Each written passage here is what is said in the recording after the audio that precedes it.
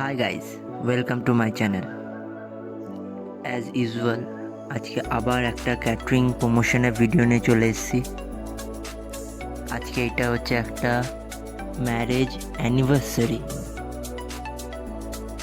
আমরা এই ক্যাটারিং প্রমোশনের জন্য চলে সেপকো হল, বিজন, দুর্গাপুর।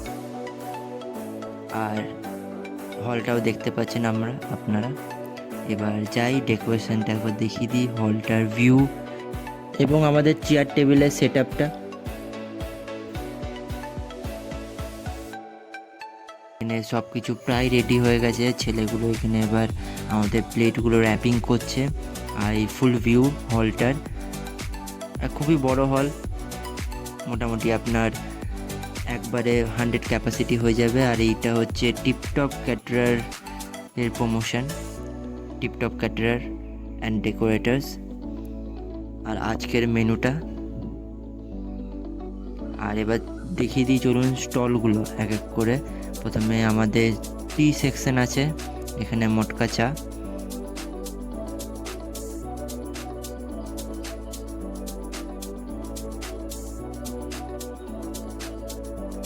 টিটা খুবই ভালো বানিয়েছিল চাটা।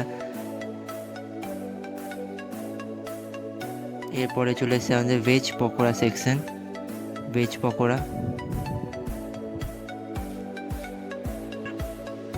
ভেজ পকোড়ার পরে আমাদের চলে এসেছে গোলগাপ্পা, বাঙালিতে ফুচকা। আর এইটা হচ্ছে আমাদের টোটাল স্টল। এরপরে তোমাদের রান্নাঘর থেকে এক এক করে পুরো মেনুর মেকিংগুলো দেখিয়ে দিচ্ছি। এখানে তৈরি হচ্ছে আপনাদের বাসমতি পোলাও, বাসমতি পোলাওটা দেখতে পাচ্ছেন। আর টিপটপ ক্যাটারের সব থেকে ভালো জিনিস হচ্ছে প্রত্যেকটা খাবার আপনাদের A1 পাবেন, কোয়ালিটি নিয়ে কোনো কম্প্রোমাইজ হবে না। এটা হচ্ছে মশালা কুলচা, মশালা কুলচার মেকিংটা দেখিয়ে দিচ্ছি।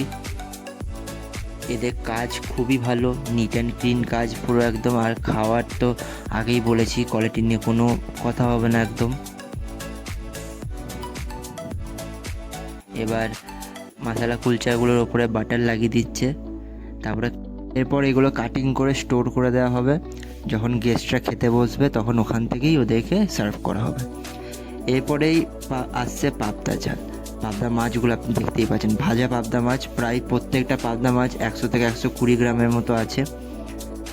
আর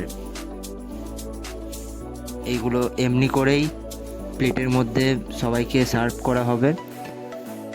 এরপরে চলে আসছে হচ্ছে পনির ভর্তা, এটা একটা সিগনেচার ডিশ, সব জায়গায় আপনারা পাবেন না। তারপরেই চলে আসছে হচ্ছে চিকেন কষা।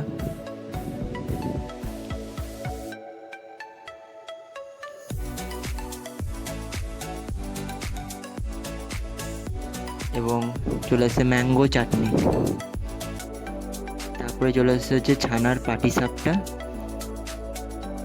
মিষ্টির মধ্যে। আর লাস্টে চলে এসছে একদম রসগোল্লা। এগুলো হচ্ছে পূর্ণিমা সুইটসের রসগোল্লা।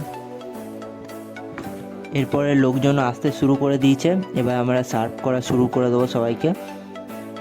এবার প্রথমে চলে গেল হচ্ছে স্যালাড, তারপরে চলে গেল সস এবং ভেজ কাটলেট, তারপরে চলে গেল মশালা কুলচা, তারপরে চলে গেল হচ্ছে পনির ভর্তা, তারপরে প্লেন রাইস স্টিম রাইস, তারপরে চলে গেলো হচ্ছে আমাদের পাবদা মাছ, সেই বড় বড় পাবদা মাছগুলো